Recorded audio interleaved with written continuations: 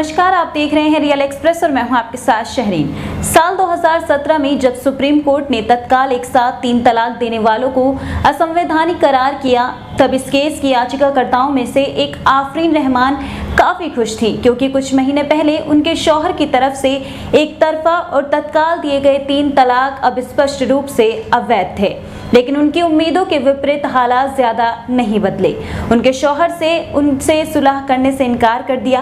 5 साल बाद आज उन्हें मालूम नहीं है कि उनकी शादी कायम है या फिर वो तलाकशुदा है। ऐसी सूरत हाल का सामना करने वाली आफरीन रहमान भारत में अकेली मुस्लिम महिला नहीं है।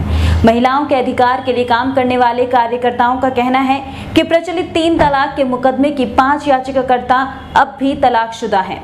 इन कार्यकर्ताओं का कहना है कि अतीत में 3 तलाकों के विपरीत पिछले 5 साल के दौरान मर्दों द्वारा अपनी बीवियों को बिना तलाक दिए छोड़ने के मामले में भी इजाफा हुआ है।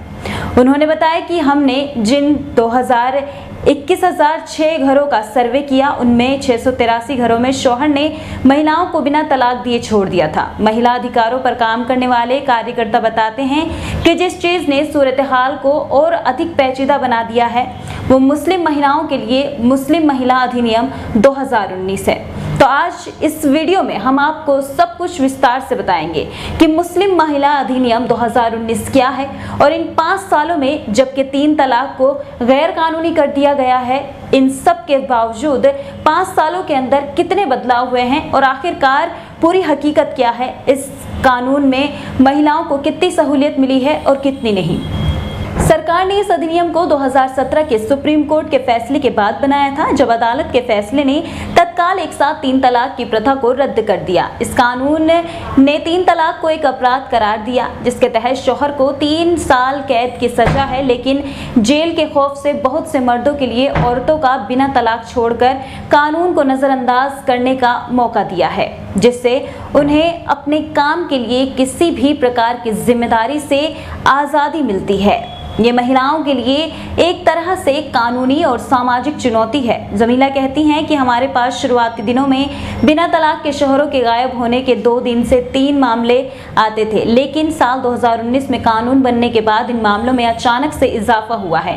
महिला अधिकारों के लिए काम करने वाली संस्था भारतीय मुस्लिम महिला आंदोलन की सह संस्थापक ज़किया सोमन 3 तलाक मामले में याचिकाकर्ता में से एक थी। वो कहती हैं कि अदालत के फैसले और उसके बाद आने वाले कानून के मिश्रित परिणाम मिले हैं। ज़किया सोमन कहती हैं, ये एक मिला जुला नतीजा है, खासतौर पर जब अदालत में इन याचिकाकर्ताओं की बात आती है, क्योंकि इनमें से किसी को भी उनके शौहर ने वापस नहीं लिया। इन 5 में से कम 4 मामलों में तो शौहरों ने दोबारा शादी कर ली है और उनके बच्चे भी हैं, जबकि ये महिलाएं अभी भी अकेली हैं। लोगों में जागरूकता आई है कि ये अल्लाह का कानून नहीं और इसकी वजह से 3 तलाक के काफ़ी मामलों में हद तक कमी आई है। लेकिन विशेषज्ञों और महिला अधिकारों पर काम करने वाले सामाजिक कार्यकर्ता इस बात से सहमत हैं कि इस फैसले और कानून का एक खास नतीजा यह निकला कि पिछले 5 सालों में तत्काल 3 तलाक के मामलों में भी कमी आई है। इसके अलावा ज़किया कहती हैं कि विभिन्न राज्यों में मौजूद हमारे वॉलंटियर्स रिपोर्ट कर रहे हैं कि 3 तलाक के मामलों की संख्या में निश्चित रूप से बहुत कमी आई है। मुसलमानों में सामाजिक स्तर पर भी हाल ही के वर्षों में 3 तलाक के बारे में ज़्यादा जागरूकता आई है और लोगों को यह एहसास हुआ है कि तत्काल 3 तलाक देने का तरीका एक बिद्दत है। विशेषज्ञों का कहना है कि ये बात मुस्लिम मर्दों के साथ साथ औरतों के लिए भी सही है। वहीं जियाउस सलाम कहते हैं कि पिछले 5 सालों में चीजें इतनी बदली हैं कि महिलाएं अपने अधिकारों के बारे में जानने लगी हैं। जियाउस सलाम कहते हैं, इस फैसले और खासतौर पर शाहीन बाग आंदोलन के बाद मुस्लिम महिलाओं को अपनी आवाज मिली, लेकिन बदकिस्मती से सब कुछ अच्छा भी नहीं है। अदालत ने शौहरों को अपनी तलाकशुदा बीवी को वापस लेने के लिए नहीं कहा। वो ना ही पूरी तरह से शादीशुदा थी और ना ही तलाकशुदा। 5 साल के बाद भी वो वहीं खड़ी हैं जहां पहली बार सुप्रीम कोर्ट का दरवाज़ा खटखटाने के वक्त खड़ी थी। इसका मतलब ये भी है कि उन्हें शौहरों की तरफ से हक महर के तौर पर कोई मदद भी नहीं मिली। कुछ शरिया कानूनों के अनुसार तलाक ए अहसन और तलाक ए हसन है। ये 3 महीने की मुद्दत में दी जाती है और मर्द की तरफ से एक तरफा होते हैं। इस्लाम में शौहर और बीवी के अलगाव के अन्य रूपों में खुला, जो महिला के कहने पर होती है, और मुबारक, जिसमें आपसी रजामंदी की जरूरत होती है, ये सब शामिल हैं। सुप्रीम कोर्ट की वकील शाहरुख आलम बताती हैं कि महिलाएं एक तरफा तरीके से खुला ले सकती हैं। शाहरुख आलम कहती हैं, अगर बीवी फैसला करती है कि वह खुला चाहती है तो काजी ये जरूर कह सकता है कि आपस में बातचीत से सुलझाने की कोशिश करें, लेकिन शौहर को आखिरकार खुला कबूल करनी ही पड़ेगी। अगर औरत महर और दूसरे अधिकारों का त्याग कर दे, लेकिन व्यवहारिक रूप से ये कहीं ज्यादा पेचीदा है। शाहरुख आलम के मुताबिक इसलिए अक्सर जब कानूनी नोटिस आता है तो शौहर उस पर जवाब देने में देर करता है या जवाब देने से इनकार कर देता है। जमीला भी वैवाहिक संघर्ष के मुद्दे पर कई महिलाओं से बातचीत करती हैं। इससे संबंधित कानूनों ने मर्दों को यह एहसास दिलाया है कि गलत तरीके से तलाक देने पर वो मुजरिम बन जाएंगे, लेकिन अगर वो महिलाओं को बिना तलाक के छोड़ दें तो महिलाएं शौहर की शर्तों को मानने के लिए मजबूर हो जाएंगी।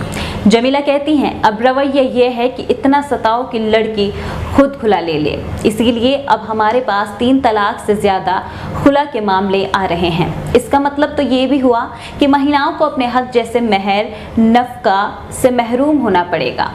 23 वर्षीय अर्शिया बेगम की अक्टूबर 2021 में शादी हुई, लेकिन ससुराल वालों की हिंसा ने उन्हें तलाक मांगने पर मजबूर कर दिया। हालांकि शौहर तलाक देने से इनकार कर दिया और कहा कि वो खुला ले ले। अर्शिया बताती हैं कि वो इसके लिए राजी हो गई, लेकिन शौहर ने कहा कि वो एक शर्त पर खुला लेगा कि एक कागज पर लिखकर स्वीकार करें कि खुला की वजह उनका और उनके परिवार की हिंसा है। शौहर इस पर राजी नहीं हुआ। अर्शिया की मां ने उनसे हिंसा के बारे में लिखे बगैर खुला लेने को कहा, क्योंकि इससे उनके लिए ये प्रक्रिया आसान होगी। अर्शिया कहती हैं, लेकिन मैंने कहा मैं क्यों करूं? शौहर और उनके घर वालों ने जो किया उसका इल्जाम मैं क्यों लूं? वो समाज में हिंसा करने के बावजूद भी अच्छे हैं, लेकिन मैं सब कुछ बर्दाश्त करने के बावजूद भी बुरी हूँ। इसके बाद जमीला कहती हैं कि एक लड़की नहीं चाहती कि तलाक हो, वो अपने परिवार के साथ रहना चाहती हैं। वो और कहाँ जाएगी, क्योंकि अक्सर अपनी ज़िंदगी को नए सिरे से शुरू करने के लिए उसके पास हुनर होना ज़रूरी होता है।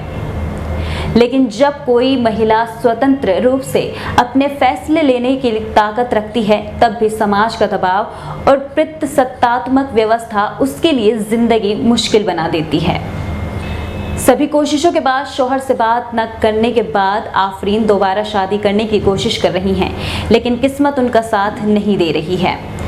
महिला अधिकारों के लिए काम करने वाली एक याचिका कार्यकर्ता नसीम अख्तर ने आफरीन को अपना केस सुप्रीम कोर्ट में ले जाने में मदद की थी। वो कहती हैं कि आफरीन का केस इतना मशहूर हो गया कि लोग आफरीन से डरने लगे हैं।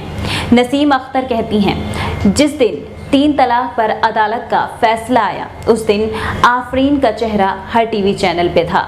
उसके बॉस ने देखा तो तुरंत ये कहते हुए नौकरी से निकाल दिया कि तुम इतनी चालाक औरत हो कि अपने शौहर के खिलाफ ही सुप्रीम कोर्ट तक चली गई। इस तरह के मामलों में ज़रूरी नहीं कि समाज में प्रभाव हर समय मददगार साबित हो। नसीम कहती हैं कि उदाहरण के लिए आफरीन का ही मामला देख लें। उसका शौहर पढ़ा लिखा था, एक बड़े संस्थान से कानून की शिक्षा हासिल की थी और उसके पिता एक सरकारी नौकरी में थे, और आफरीन भी मध्य वर्गीय तबके से हैं और शिक्षित भी हैं। वो कहती हैं, लेकिन ये निश्चित रूप से निचले तबके में ज़्यादा है।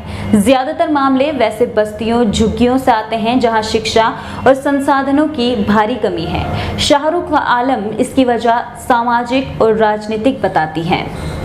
भारत में मुस्लिम और अन्य समुदायों में तलाक की दर का हवाला देते हुए शाहरुख आलम कहती हैं कि इस सुधार का समुदाय के अंदर की स्थिति से कोई संबंध नहीं है।